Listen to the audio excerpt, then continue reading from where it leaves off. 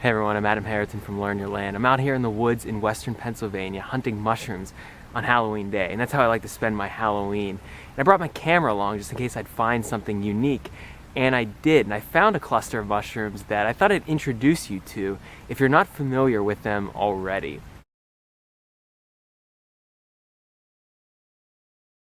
So a particular cluster of mushrooms that I'd like to share with you today that I just found is a cluster of Blewits, and their Latin name is Clitocybe nuda or Lepista nuda, depending on which field guide you're using. And they are a choice edible mushroom, so I highly recommend getting to know these ones. These mushrooms are really pretty. They display colors of purple, lilac, lavender, especially when younger. As they get a bit older, they tend to show colors of browns and tans, so depending on when you find them, they can look different in appearance. When you flip them upside down, they contain gills that are pretty close together, and whenever they're younger, they have lilac gills and they're attached to the stem.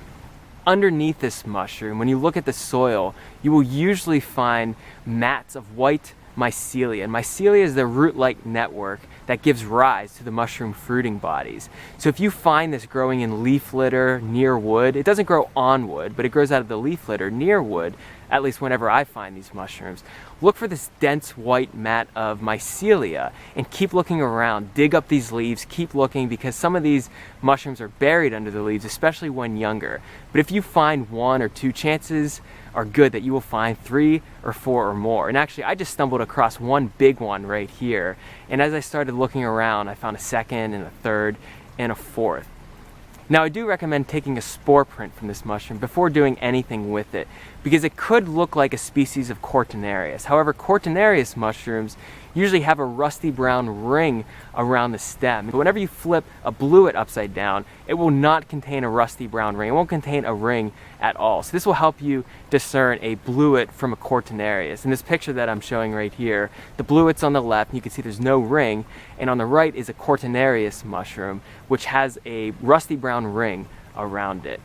This is the time of year to find this mushroom. I usually find it in the autumn months through early winter, which is great. So when all the maitake has come and gone, when all the chicken of the woods has come and gone, you can still probably find Blewits as long as you're looking in the right habitat.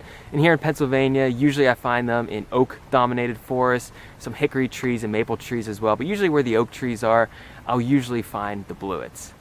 Now, I know this video is just about Blewits because that's what the title says. However, I did find some other mushrooms not even 15 feet away from here. So because I am in an oak-dominated forest and it is October 31st, I wouldn't be surprised if I found some maitake mushrooms, and I did. It didn't take me too long to find it, and I found it at the base of this chestnut oak tree, really large chestnut oak tree. There are a lot of chestnut oaks in this particular area where I am walking right now. And right next to the maitake mushroom is a nice cluster of honey mushrooms. And I have detailed videos on both of these mushrooms, which I'll link to down below. One on the maitake mushroom or hen of the woods, including all of its characteristics, its medicinal properties, and more. If you look at the caps, they're overlapping brown-gray. And when you flip it upside down and look at the underside, you can see there are pores. There aren't any gills on the underside. And of course, right next to it is this nice cluster of honey mushrooms. They're slightly yellow, the color of honey. There's this nice ring around the stalk. On the underside, there are gills that are attached, slightly running down the stem, and the gills are white. So as you can see, there are plenty of mushrooms out this time of year. I found the Blewits, I found hen of the woods, I found honey mushrooms, all within 20 feet of each other. And there are several mushrooms out there as well. There are also plenty of acorns that I plan on harvesting, and plenty of other wild foods. This is definitely an abundant year, an abundant season, and I encourage you, wherever you live, to get out and see what's available this time of year. Thanks so much for watching this video, really appreciate it.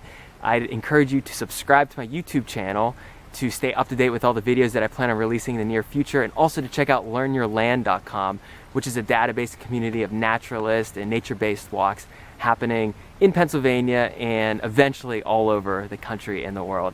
Thanks again for watching. I'll see you in the next video.